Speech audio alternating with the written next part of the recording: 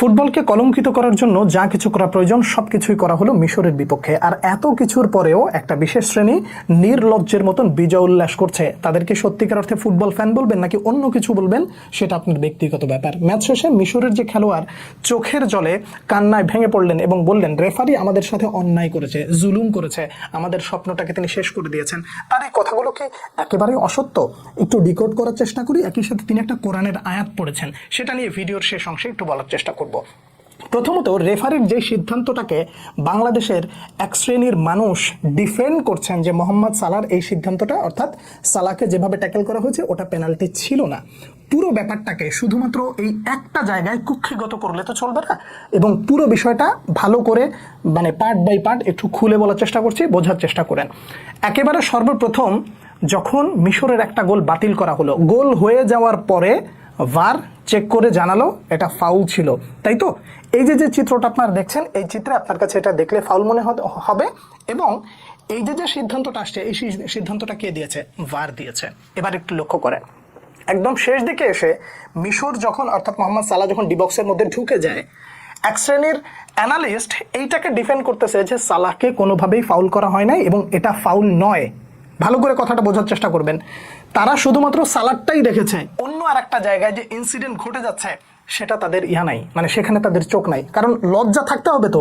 নির্লজ্জের মতন যদি এইরকম জয়ের পর উল্লাস করতে পারে, তাহলে ওই লজ্জাটাকে বাদ দিয়ে থুয়ে এই একটা জায়গা নিয়ে তো পড়ে থাকবে, এটাই তো স্বাভাবিক। কেন আমি এই কথাগুলো বললাম? শুনতে তিতা লাগতেছে, লাগাটাই স্বাভাবিক। আমি ধরে নিচ্ছি মোহাম্মদ সালাহর এইটাকে ট্যাকেলটা ফাউল হয় নাই এবং এটা রাইট, কিন্তু ডিবক্সের মধ্যে ম্যাক অ্যালেস্টার যে আরেকজন খেলোয়াড়কে ফেলে দিচ্ছেন, এই জায়গাটা কেন ফাউল ধরা হলো না?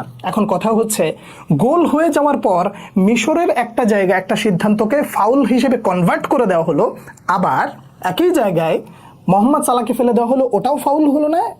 তার অন্য পাশে ম্যাক অ্যালেস্টার আরেকজনকে ফেলে দিচ্ছেন ধরে টেনে হিচড়ে, সেটাকেও ফাউল ডাকা হলো না। রেফারি এগুলো দেখেন নাই, খুব ভালো কথা দেখেন নাই, কিন্তু ভার কি করেছে?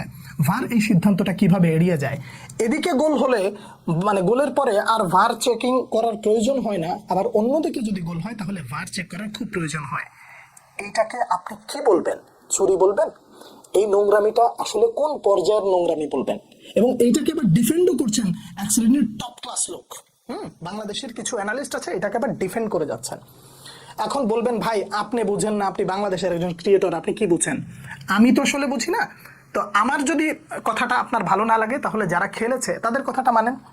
মিশরের কোচ তিনি সরাসরি বলেছেন আর্জেন্টিনাকে টুর্নামেন্টে টিকিয়ে রাখার জন্য শুধুমাত্র খেলাটা আয়োজন করা হয়েছে, এবং যতক্ষণ আর্জেন্টিনা টিকে থাকবে এতে ফিফার ইনকাম বেশি, এই কারণেই তাদেরকে রাখা হয়। সিদ্ধান্ত আমাদের বিপক্ষে যায়। আজকের দিনে আমরা সেরা ফুটবল খেলেছি, গোটা বিশ্ব দেখেছে আমাদের সাথে কি অন্যায় করা হচ্ছে। এখন আপনি বলবেন ভাই এটা তিনি হেরে গেছেন বিধায় এই ধরনের কথাবার্তা বলছেন, হেরে যদি না যেতেন তাহলে এই কথাগুলো বলতেন না। ঠিক আছে, ম্যাচ যেহেতু শেষ, ম্যাচের পরে ফুটবল নিয়ে যারা সবসময় কথাবার্তা বলেন তাদের মধ্যে যদি কেউ এই ধরনের বিষয়গুলো তুলে ধরেন, তাহলে কি আসলে বিশ্বাস করবেন না? আমাদের বাংলাদেশের আমার কথাই আপনি বাদ দেন, আমার কথাটা আপনার ভালো লাগলো না, না লাগতেই পারে, কিন্তু দেশের বাইরে যারা ফুটবল নিয়ে পড়ে থাকে তারা যদি বলে, তাহলে সেটাকে আপনি অস্বীকার করতে পারবেন? জেমি কারাগার তিনি কি বলেছেন? ভারের কারণে মিশরের যেই গোলটা বাতিল করা হয়েছে, এই গোলটা যদি অন্য কোনো দলের বিপক্ষেও হতো তাহলে এটা গোল হিসেবেই ধরা হতো। আপনি যদি ইংলিশ প্রিমিয়ার লিগ বা অন্য কোনো লিগের কথা বলেন, সেখানে যদি ভার চেক করা হতো তাহলে এটা গোল হিসেবেই গণ্য হতো। এখন তার কথাটা আপনি কিভাবে ফেলে দেবেন? ওনার কথাটাকে আসলে আপনি ফেলে দিতে পারেন? এই যে জেমি কারাগার যে কথাটা বললেন, তারপরে স্প্যানিশ একজন জার্নালিস্ট তিনি পরিষ্কারভাবে আরও একটা কথা বলেছেন, কাতারে যেটা ঘটেছে সেটাই কি যথেষ্ট নয়? আর্জেন্টিনাকে ফিফা সহযোগিতা করছে, এটা বন্ধ করা উচিত। এই যে একজন জার্নালিস্ট বললেন, তারটাও কি আপনি ফেলে দিতে পারবেন? আচ্ছা, জার্নালিস্টের কথা বাদ দিলাম, এবং যারা মোটামুটি কমেন্ট্রির সাথে যুক্ত আছেন এবং ফুটবল অ্যানালিস্ট করেন তার কথাও বাদ দিলাম। একজন সাবেক ফুটবলার জালাতান ইব্রাহিমোভিচ তিনি যে কথাটা বলেছেন, সেটাকে কি আসলে আপনি কোনোভাবেই ছোট করে দেখতে পারবেন? তিনি বলেন, আমি বুঝতে পারি না কেন ফিফা আর্জেন্টিনাকে এত বেশি সুবিধা দেয়। মিশরের একটা গোল বাতিল হয়েছে, আবার আর্জেন্টিনাকে বিশ্বকাপের 12টা ম্যাচে, অন্তত শেষ 12টা ম্যাচে 8টা পেনাল্টি করার সুযোগ করে দিয়েছে। এটা আসলে সবাই বা অন্যান্য দেশ কেন মেনে নেয়? জালাতান ইব্রাহিমোভিচের এই কথাটাকেও কি আসলে আপনি বাদ দিয়ে দিবেন? আপনি গোটা বিশ্বের যত জার্নালিস্ট আছে সবার আপনি মন্তব্যটা দেখেন, অধিকাংশের মন্তব্যটাই যদি আপনি মনে করেন যে না একদিকে যাচ্ছে, তাহলে আপনাকে মেনে নিতে হবে যে এইখানে কিছু একটা ঘটেছে। আর এই যে যে কিছু একটা ঘটলো, এই ঘটাটাকে আপনি মেনে না নিয়ে ডিফেন্ড করে যাচ্ছেন কোন দিক দিয়ে? মোহাম্মদ সালাহর ওইটা কোনোভাবেই পেনাল্টি ছিল না, ওটা ফাউল ছিল না, আপনি ওইটাকে ডিফেন্ড করছেন, কিন্তু অন্তরালে আরও একটা জিনিস ঘটে যাচ্ছে, সেটার দিকে আপনার দৃষ্টি নাই। মানে শিরোপাটা যখন আপনাদের হাতে আসে তখন আপনাদের চোখের সামনে আর কোনো কিছু থাকে না, সব কিছুই সোনালি। আর যখন একটু ঘুরে যায় তখনই অনেক কিছু আপনাদের মতের বিরুদ্ধে চলে যায় এবং আপনারা সেটাকে হজম করতে পারেন না। এই যে যে মিশরের যে লোকটা, মানে খেলোয়াড়, যে শব্দগুলো উচ্চারণ করেছেন, এই শব্দগুলোর উচ্চারণের আগে আরো একটা বিষয় বলে যাই। ভিনিসিয়াসের, মানে এই বিশ্বকাপের চলতি আসরে ভিনিসিয়াসের একটা গোল বাতিল করা হয়েছে না? হয়েছে তো। সেটাকে আপনি বা অধিকাংশ আর্জেন্টাইন ফ্যানদেরকেও যদি আপনি জিজ্ঞাসা করেন, তারাও বলবে যে এটা কোনোভাবেই গোলটা বাতিল করা যায় না। ভিনিসিয়াসের ওই কাণ্ডটা গেল। এরপরে আপনি একটা জিনিস ভালো করে দেখেন, ইউএসের একজন খেলোয়াড়কে লাল কার্ড দিয়ে বের করে দেওয়া হয়েছে এবং সেটা ভ্যালিড। ফিফা কি করেছে, সেইটাকে আবার মানে ফিরিয়ে নিয়ে এসেছে।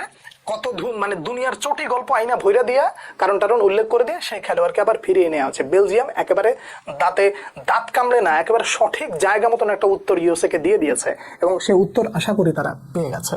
দেখেন, মিশরের ম্যাচ, আর্জেন্টিনার সাথে মিশরের ম্যাচটা শেষ হয়ে যাওয়ার পর যখন কলম্বিয়া এবং সুইজারল্যান্ডের মধ্যকার খেলা হয়, তখন গ্যালারিতে বসে নির্লজ্জ, ইতর, ছোট লোক, এই অসভ্য ফিফা সভাপতি, তিনি এবার মিশরের পতাকাটা নিয়ে নির্লজ্জের মতন দাঁড়িয়ে গোটা বিশ্বকে দেখাচ্ছেন, দেখেন আমি এটা করি, কি বলে, আমি মিশরের অনেক সাপোর্ট। কিন্তু এই নির্লজ্জটা বাংলাদেশের এই যে মানে যারা মানে সালার এই গোলটাকে বা এটাকে ডিফেন্ড করে যাচ্ছে, এই নির্লজ্জদের মতন ফিফা সভাপতির এই যে নির্লজ্জতা, ভালো করে একটু দেখেন।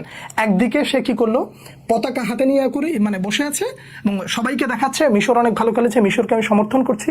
আর খেলা চলাকালীন সময়ে যখন আর্জেন্টিনা গোল করে ইয়া করে ফেলেছে, কামব্যাক ডান করে ফেলেছে এবং জয়টা নিশ্চিত হয়েছে, তখন গ্যালারিতে বসে বসে তিনি আনন্দ উল্লাস করছেন। যখন আর্জেন্টিনা পিছিয়ে পড়ছেন তখন তিনি মনের দুঃখে চোখ মুখ মানে ভাঁজ টাচ করে একদম বেকায়দা অবস্থা হয়েছে।